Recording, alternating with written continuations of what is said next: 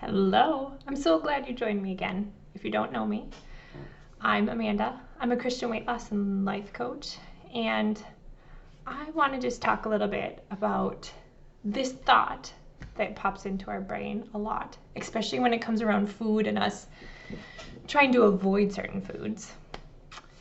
It's this thought that it's unfair, right? Everyone's eating around you, but no, you have to say no to the dessert, or you have to say no to the extra helping because you're on a diet, right? You don't get to have that food. And that is so unfair. I don't know about you, but that has popped into my brain plenty. And I know it's popped into some of yours because my clients have struggled with this too. Their brains and your brain, my brain, their brain is offering up this little temper tantrum, right? It's unfair. Can't you just imagine, like, if you have children, like, especially around that 7, 8, 9, even up into the teens, it's unfair. It's unfair that I don't get that second helping. It's unfair that my husband can have 2 pieces, and if I just look at having that dessert, I'll gain weight. It's unfair that everyone else can enjoy dessert and I get none. It's so unfair, right? And it seems so true in our brains. And here's the deal, there is a little bit of truth to it. Actually, there's a lot of truth to it. When you're comparing what you're eating to what someone else is eating and thinking that you should be eating the same thing,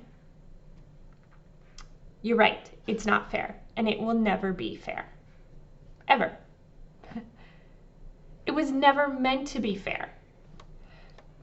It was never meant to be fair because God didn't make each of us exactly the same. And wanting things to be fair is actually saying God's design isn't right. Like, we're supposed to be the same. We're all supposed to be equal, eat all the same things, live, excuse me, live all the same way, do everything the same. So everything will be fair. But I want you to think about this. What if God made us all the same? Everything all the same? Like, what if He made us all the same mother that lives maybe in an impoverished country that can't feed her child? Do you want to be like her? Or do you want to be maybe one of those women that everything looks great on the outside but is dealing with deep depression or crippling anxiety? Like, what if God really made that all fair? We would all have the same problems, and here would be a huge struggle. We would have nobody to learn from or to come up with solutions, like to brainstorm ideas, because we'd all have the same ideas. And we'd all have the same struggles, and nobody would even look to the knowledge to overcome those struggles, because we'd just all be the same. What kind of place would that be? I know I don't want to live in a place like that.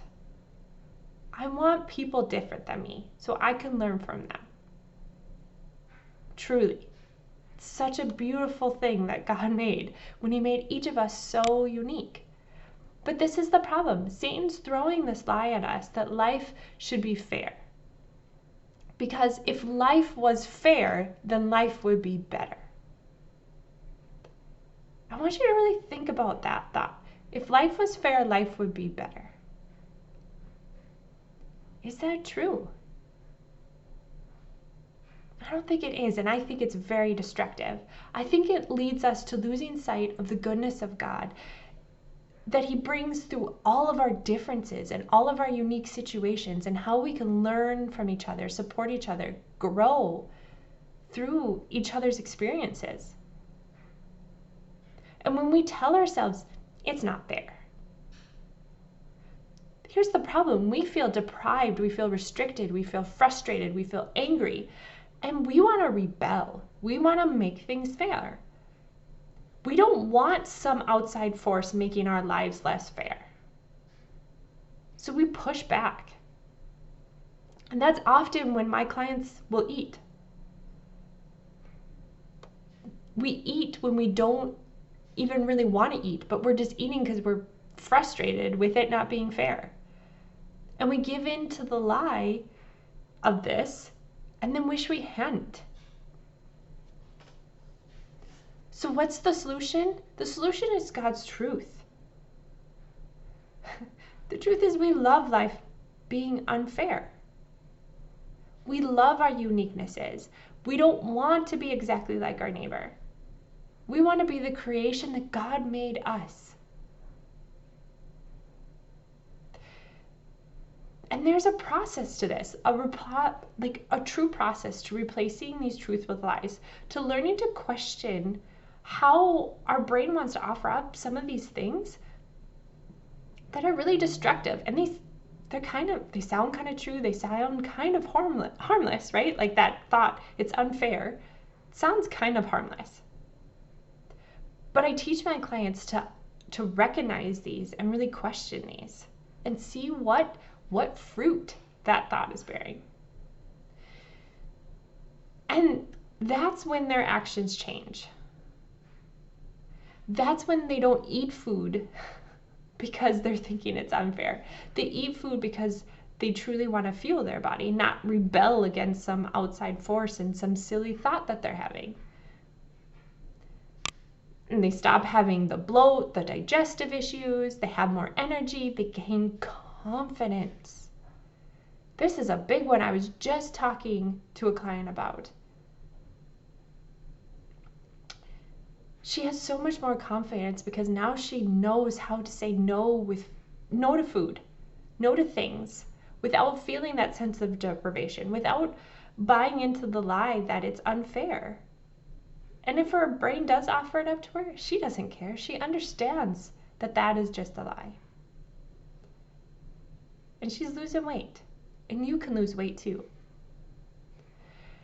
Now, I really want to help you guys with really changing your mindset around food and how you see food and how you view food and how you view, I'm going to stumble over that, how you view your actions around food. How you view yourself around food.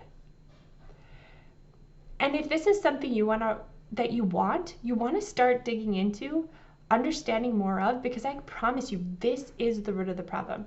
You can go find the next diet, but if you do not change how you think about food, this will keep popping up, and you will use food to cope.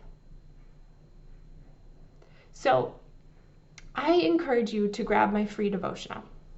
It's a really great resource to start walking you through questioning some of these thoughts that pop into your head that lead to a lot of destruction, lead to eating. So if you want that, find the link below this, or you can go to amandakeldor, KALDR.com/weight loss with God. That's all just one word, weight loss with God. And you can find that devotional there, sign up, and start working through this. Start working through what is my brain telling me about food? Where is that coming from? All right, I hope to see you again soon.